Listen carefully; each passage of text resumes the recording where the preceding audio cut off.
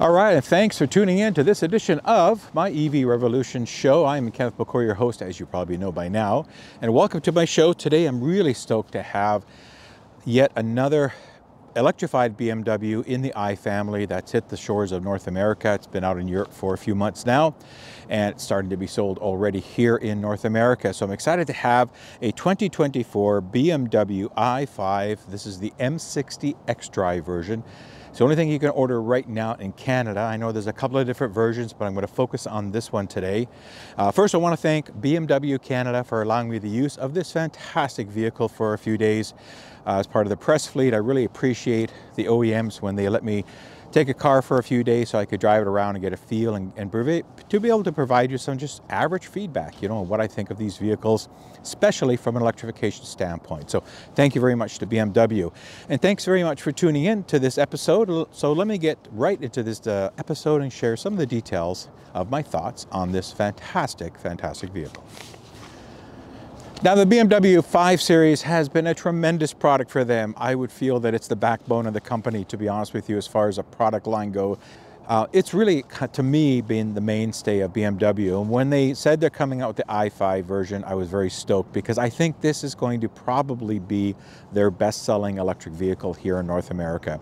You know, and this really competes with the Model S and the Lucid Air at that price point for a four-door mid-size sedan that's got some roominess. I mean, this is actually slightly larger on paper than the Model S to give you a sense of form and function here. But it's an outstanding vehicle, and you know, BMW has captured the essence of what makes a 5 Series and what makes a BMW, as they have on their i models already that we're seeing in North America, and put that DNA into this vehicle. But it certainly is a very nice car. And when you look at it from a design perspective, it looks like a BMW. They've actually listened to some consumer feedback and they've made that kidney grille a little bit less pronounced, and this, you know, a little bit more blending in. This has the black front, so, you know, the grille kind of blends in a little nicer. This has an illumination effect to the grille so that it lights up at night with a surround light, or when you put the lights on, it lights up. So it's a nice little pop-out feature. I really like that. But the design is very elegant. It's very BMW, and you can't miss it. This is a BMW when it's driving by you. I love this color shade that it's in. They call it Cape York Green Metallic. Depending on the light, it can turn gray, it can turn kind of different colors, but today it's being a dull light, and I just driving up here to do some filming. It just started to rain a little bit, so I've got the car's a little bit dirty, unfortunately. Try to keep it clean, but you know, that's just the way Mother Nature wants to roll. So, you know, beautiful color palette, so there's lots of options you can choose on this, but it definitely looks BMW, and it absolutely screams that it's a 5 Series, and it's electrified, but it doesn't scream that it's electrified. And again, that is very welcoming to a lot of consumers that don't necessarily want to be in polarizing vehicles that are electrified, you know, that we as followers of that industry love. We're fine with some of the looks, that want to be in a more normal looking vehicle or something that they're already used to, but want to have the benefits of an all electrified powertrain and platform. So BMW has done a fantastic job in the design, the light treatments, all the little nooks and crannies that they filled, you know, the badging. It's letting you know what this vehicle is without really screaming it, and I think they've done a fantastic job. Now, when we look at some of the specs of this vehicle, again, it's a lot of similar specs that we're hearing in the electrified platforms from BMW. This one does have an 84.3 kilowatt-hour battery pack, which is a very good size battery pack in the floor, again, between the axles, giving that low center of gravity, giving that really nice handling over and above what BMW will do to the handling, of course, on this vehicle. Now, that battery is linked to two motors, this one being the M60 is the all-wheel drive dual motor variant, one up front, one up back. Those two motors combined will push out 593 horsepower and 795 pound-feet of torque, if you really need it that much. There's a boost mode in this as well. If you pull the lever, you get a 10-second countdown, which I believe is similar to what we're seeing on the Genesis, where they have these boost products where you could get 10 seconds of even more energy coming to the motors, giving more power. I don't know what that number is, but trust me, folks, in eco driving, which I've been driving this pretty well all these few days in, it's got more than enough power just in eco driving alone. Never mind sport mode or some of the other modes. So if you want power, this thing has oodles of it. BMW claims a 0 to 60 in about 3.3 seconds, which is pretty darn fast. So if you drive it in efficient mode and go with normal traffic at normal speeds, you know, follow the traffic, that kind of stuff, you're able to achieve an EPA rated range of 256 miles on this particular version, or 412 kilometers, which I think is extremely achievable if the weather would be nicer. Right now I'm into the close to 0 degrees Celsius. Today it's about 4 degrees. It's been -4. A couple days ago, we've had a little bit of snow. We've had some mixed weather, so we've had some cooler temperatures, and I'm seeing about 370 kilometers of range on a full charge at the way that right now it's tracking. And I'll give you my numbers at the end of the show. I'll show you what those are. But I think that that's very reasonable with the cooler temperatures. You know, it's easy to lose 10, 20, 30% of your stated range because of that. So I think this is right on track for what they claim the range is going to be. If you bought the rear-wheel drive single motor variant, which is the mDrive 40, or the eDrive 40 variant, which I don't have and is right now isn't on the Canadian website to order, so I don't know if they're bringing it to Canada, but I believe in the US you can get it. It's going to have a little bit longer range, of course, because it's the same battery pack just with a single motor, so it's not going to draw as much power. So you'll get well into the 400 kilometer range, something like that, closer to the 275 mile range, I believe, something like that. Ample enough range for everyday use, very, very good. And again, it's just such a pleasure to drive, and I'll talk more about the driving, but just they've done this, you know, what BMW has done with electrification has just been fantastic. And I think they're kind of falling under the radar with a lot of folks and sliding under the rug because they're just so good. You know, I loved the i4 when I did a review on that, and I've got a lot of comments from people that watched that video and actually bought the vehicle and commented back to me months later saying they were absolutely fantastically overjoyed with the choice that they made. So BMW is doing some great things, so it's certainly something to look at. Now, to supply charging back into the BMW, it does have your charge point here in the back, and it's your standard CCS combo. I forget if BMW has announced NACS support or not. So much going on, folks. Sometimes I forget who said what. If they haven't, they probably will. If they did, then it's coming in the next couple of years. That seems to be the story with most of the OEMs here. So right now it's standard CCS, right, with your standard ports, capable of up to 205 kilowatts in DC fast charging, so a 10 to 80 in 30 minutes, right there at that normal level that we're seeing today, the average level. If you put in a level 2 charger at home, just on the normal plug that it comes with, it'll pop out probably at 15 amps, probably somewhere along the 5 kilowatt range. But if you plug it into a level 2 charger, and you can get up to 11 kilowatts of AC, that's using a 48 amp or 60 amp circuit, pulling 48 amps, you will get that 11 kilowatts. So capable to charge this well overnight, in the 6 to 8 hours overnight, to take advantage of off-peak rates and cheap driving for sure.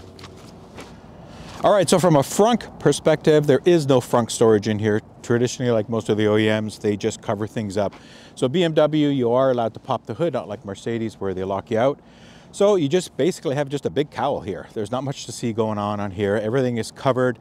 They don't want you mucking around or doing anything with this. Basically just being able to access the windshield washer fluid, which is back here, nice and convenient, and that's it. If you need cabin air filters, if you need any of that stuff, go to BMW. I'm sure you can find videos and rip this apart and do it yourself. I wouldn't, but you certainly could do that. Nice clean front, obviously. Again, not much going on. Just fill up your windshield washer fluid and be on your way. Now with boot space on these, or trunk space, it's a good size. It's not class leading, but it definitely will handle most needs. You know, you can fit a decent amount of suitcases.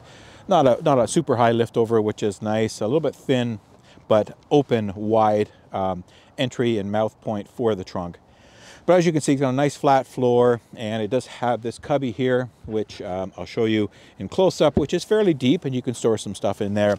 So one thing about the trunk is that it is sized to hold about 17.3 cubic feet of cargo space, or 490 liters of space with the seats up. I think when you put the seats down, you get a lot higher numbers than that. They are in a 40-40-20 split with the middle folding down. So if you needed a pass through for skis or for long items, picking up a few 2x4s or something like that at Home Depot, and you want to just throw it in here, the middle part of the seats will fold down and give you that space. So pretty handy. All right, one thing I always try to do is see how getting in and out of the rear seat on vehicles for somebody of my stature works. So nice open door. It doesn't open 90 degrees, but it's pretty close, probably about 75, 80 degrees or so. Oh, I left the back seat down. Let me put that up. and then getting in. So yeah, nice and easy. As you can see, I thought I might bonk my head on this, but it was easy to slide under because it's a deep seat, as I'm covered in dirt. A very nice, comfortable environment. I've got the seat where I have it, and I have 2/5 of room, plus the seats have an indentation here. They're concave a bit to be able to form to knees and stuff for higher people. So very comfortable environment. Hey, I knew it would be.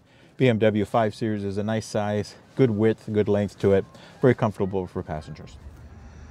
So just quickly show you the interior of this. I mean, again, it's BMW. It's got a little dirty for me climbing in and out, and some of the, we had a little snow earlier this week, but this is a nice optional leather package color, two-tone color package with some other options for dark art panels and things like that. So what you see can be changed a million times, but I think the key is that BMW is using, turn that off, they're using their same cluster that they have in the i4, in the i7, and in the iX. This two-screen wraparound concept, which works extremely well.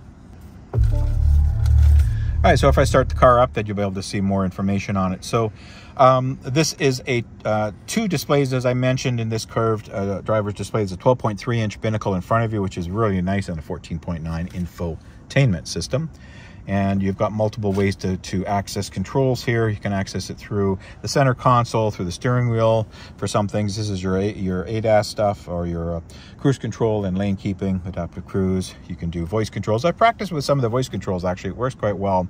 It's a beautiful steering wheel, nice and solid. I mean, what's not to say about an M-Series steering wheel, right? Good display. If I close the door here, it should give me more information to show you on this. And if I start it up again, let's see, there we go. Now it's starting. And you can change the display. I won't go into a lot of stuff because of the digital cockpit and all that kind of stuff's good. It's not going to bong at me for not having my seatbelt. But you got your lights controls on automatic, nice memory seating, door controls. I mean, everything you would suspect in a 5 Series, it has it. All the HVAC controls are touch. You can do some maxes here, then you can get into the climate and change things around.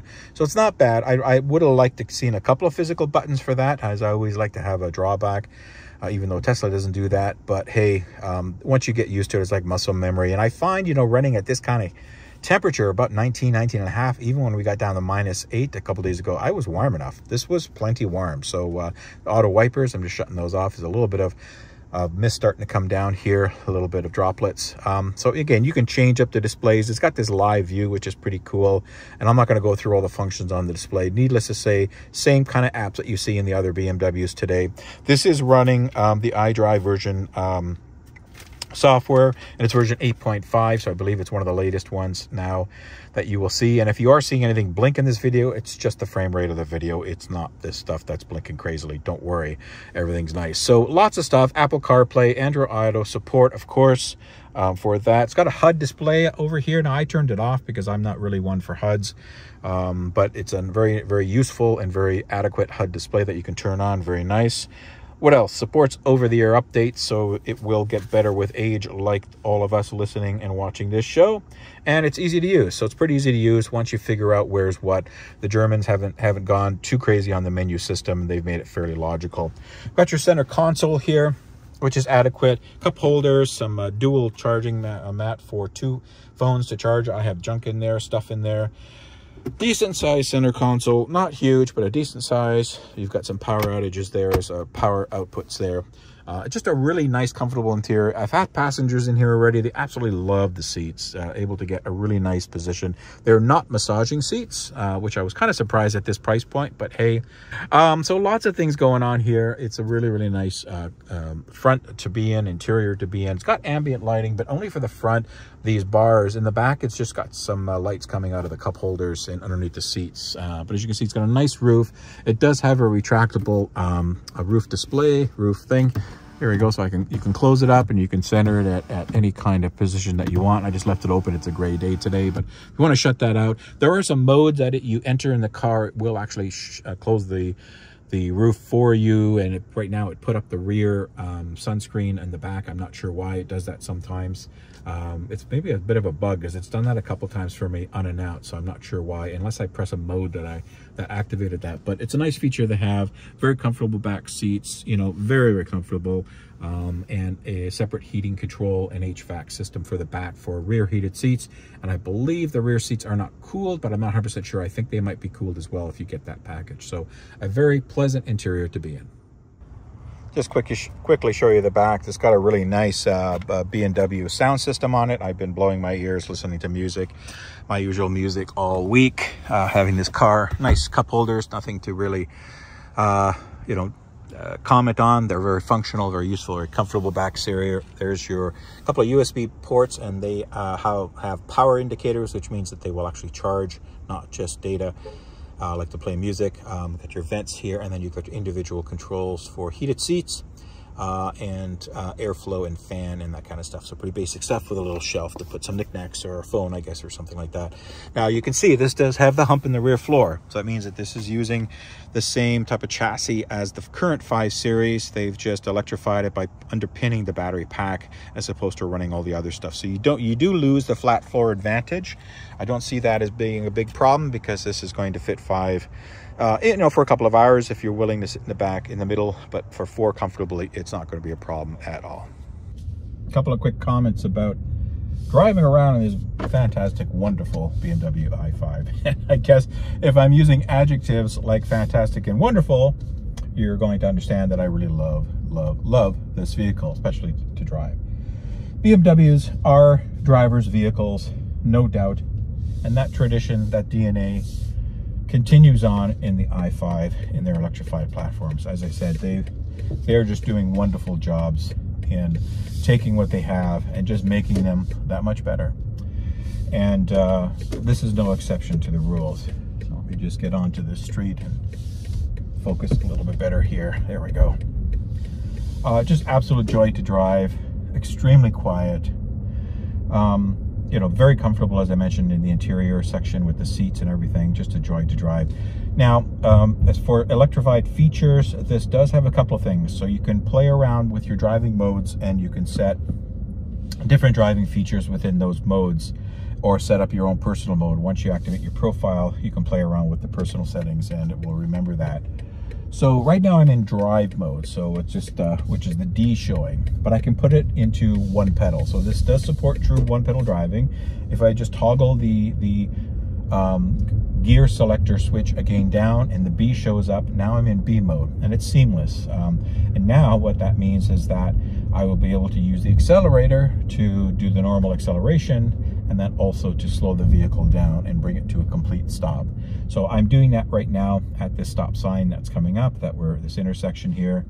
I'm just doing that, so letting this guy go. So I never touch the brake in this exercise, and again, that's part of the advantages of one pedal driving. So BMW gives you that option. If you want it, it's there in B mode. If you don't want it, put it back into D mode, D as in Douglas. Now it is, and D as in drive, and I'm in drive mode. Now the difference being is that you will feel maybe slightly more power coming to the accelerator at those minute feathering type of applications when you just go up and down with the accelerator, especially give it a little bit more power. So now I'm slowing down, and now my foot's off the accelerator, but you can see I'm still moving, right? So I actually physically have to brake this last 10 feet or so. If I let off the brake, I creep forward, right? That's the creep song. And now I can go. So that's the difference between the drive mode and the B mode. The only difference is the drive will give you the regular driving experience where you need to use the brake in conjunction with slowing down the vehicle. I have it in high regen mode, so that's why I'm able to slow this vehicle down as much as possible before utilizing the brake, that last 10 feet or so. Because I do have this. Now you can set the regeneration levels to medium and low, I believe, on this. I haven't played with it. I've just set it at the strongest level, which is in the controls here. So I typically have liked to drive it in B mode all the time because I'm very much used to one pedal driving. So that's what I've done. So the good thing is you have the choice, because I hear a lot of people say, well, I don't like one pedal driving. I don't want to be stuck with that. Well, you don't. You have the choice here in the i5, and I believe in all BMW electrified vehicles. They're basically running the same type of systems where you can pick and choose the way you want to drive it and the way, which mode is more appealing to you than not. So that's one aspect. You know, as far as the driving, I mean, everything's great. It's easy to find. It's got stocks. It's got automatic wipers, which work really well. Again, once you set most of the controls here on this display, it's going to be a set and forget environment. It's just an extremely comfortable and pleasant vehicle to drive. Now, one thing I will add, and I mentioned this when I did the Test Fest run, if you look at that episode where I had the Lucid Air, and I mentioned that there was a motor whine, very significant motor whine. Now my Model 3 and Tesla products have a motor whine, the electric motors. You will hear a little bit of noise coming from those motors, which is perfectly normal. But other OEMs take the time and the initiative to dampen as much of that sound as possible. And in this BMW, I'm totally stopped. All I've got is the fan going. In fact, if I turn that off just for a sec so I have no noise and press the accelerator, you tell me if you can hear motor noise.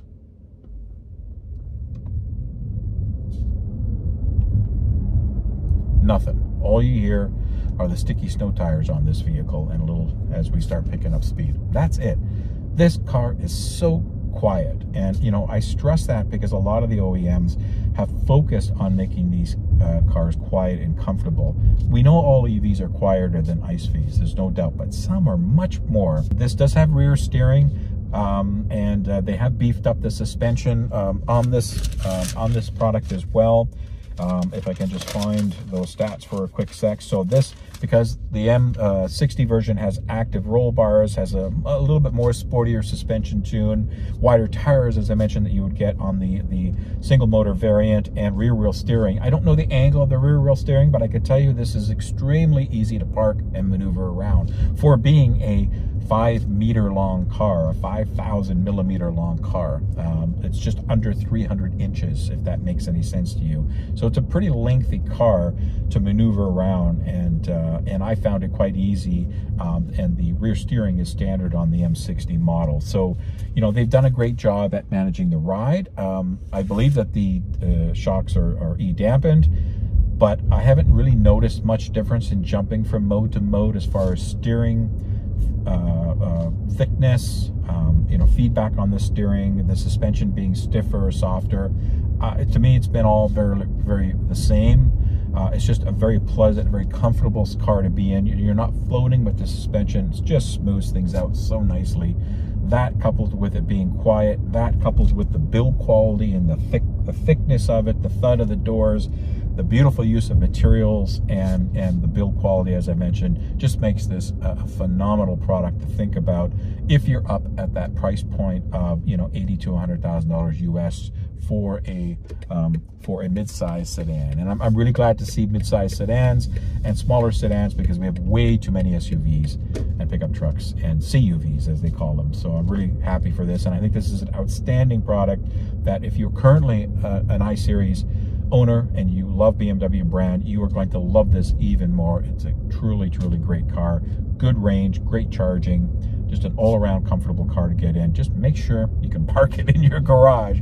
I had to squeeze it in with a couple of inches to spare either way, but I got it in. If I clean some of my crap out of my garage, I'd be able to get it in a little nicer. So I can tell you that it will fit in a standard garage as long as you can make some room for it. But just a fantastic car. Well done, BMW.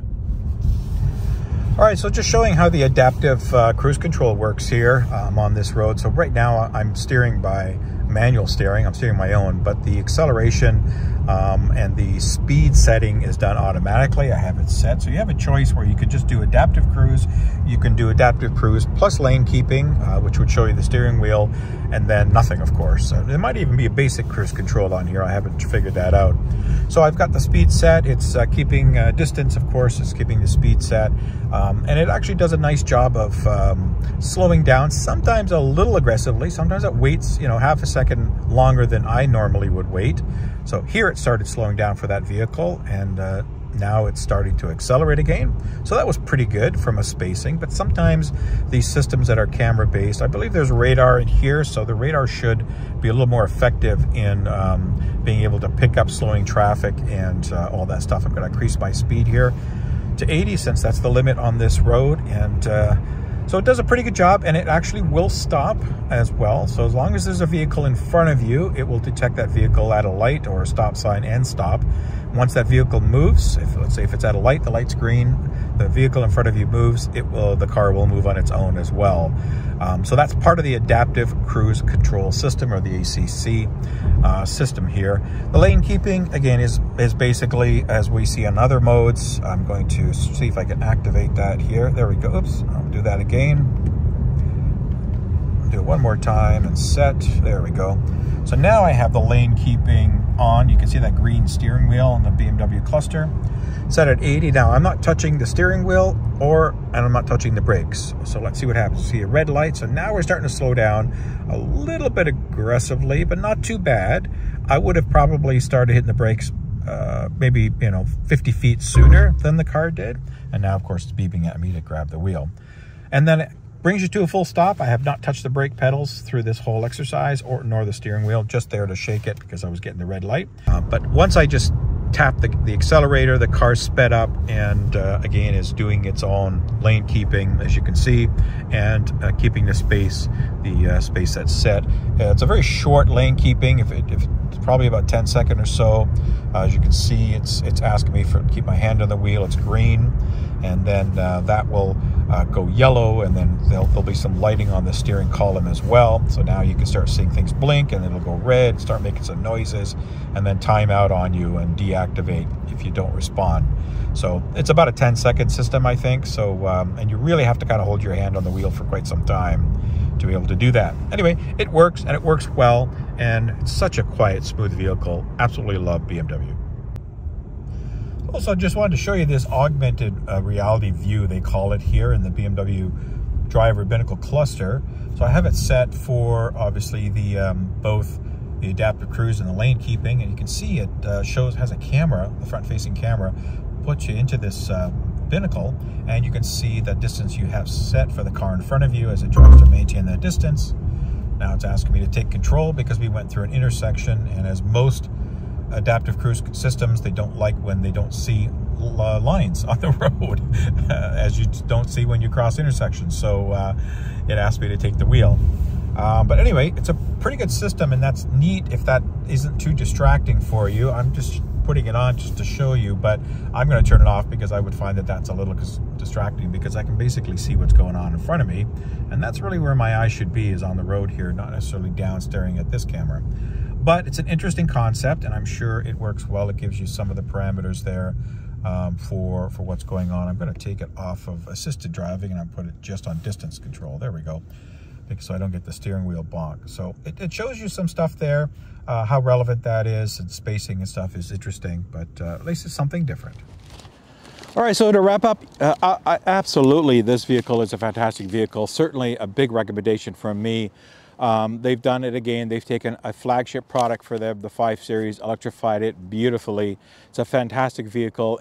5 Series owners today going into this will have no problems in recognizing what it is, being very comfortable in it. Yes, there's a little bit more, into some display stuff and, some electrified settings, but once you set them and usually forget them, it will stay with you. It's got an app that you can access. I've been using it a little bit as well. Find the location of it, check the charge status, check the state of charge, temperature, activate preconditioning, scheduling, things like that. You can do that from the display, but I've been using the app to play with it. It's okay. Sometimes it takes a minute to connect, but it works pretty well once it does. So it's good. So I think that those owners will fall right in place with this, and I absolutely love it. Base price in Canada starts at $95,000, as I said earlier, so it's 95,000 Canadian for this M60 version, for the higher end version. If the lower end version is coming, I don't have pricing on that, and I don't know when it's coming to Canada. You can check the BMW USA site for the USA figures on the single motor variant. This one optioned up came in at $112,850 Canadian before freight, PDI, and taxes, of course. So it's a lot of money when you compare that to the Model S, which starts at $99,900, and if you just took no options, just took it as is, you can walk out the door at $99,900 plus your freight, PDI, and taxes. So, this thing being somewhere in the essence of $10,000 to $12,000 more. But it is a different vehicle, right? It's a slightly bigger, it's a different technology, and it really is a BMW in the way it drives, massive, comfort characteristics, but yet a really high level of performance and handling for those who want it. So BMW's got a great done a great job on this. Their tagline is delivering performance of a typical BMW M Series in a fully electric vehicle, and that's exactly what they've done in this vehicle to a T. Well done, BMW. All right, and that's it for this edition of the EV Revolution show in this on and off cloudy, rainy day today, as I got the poor car dirty as I was trying to get up here. Apologize for that, but hey, that's the lives we live when we try to do these things and get our filming time in. Thanks very much for watching. Hope you enjoyed this episode, and yeah, truly is a great car to recommend for those who have the budget to do so. You can check out all my contact information coming up at the end of the show. If you're thinking of Patreon, hey, I'm always looking for some help in my endeavors here and doing what I do. Consider sponsoring me on Patreon. The link's coming up at the end of the show, and you can check out their webpage. For those who do, I'm always humbly thankful for those that do. And hey, tell your friends about my show. Help me get my subscriber base up. If you'd like it, please subscribe, click the bell, all that stuff that YouTubers tell you or ask you to do. I'm asking you the same thing. Totally up to you as another swarm of geese start flying over here. I will end the show and tell everybody, please stay safe. Everybody keep the faith, and until next time, I'll see you when I see you. Take care and bye-bye.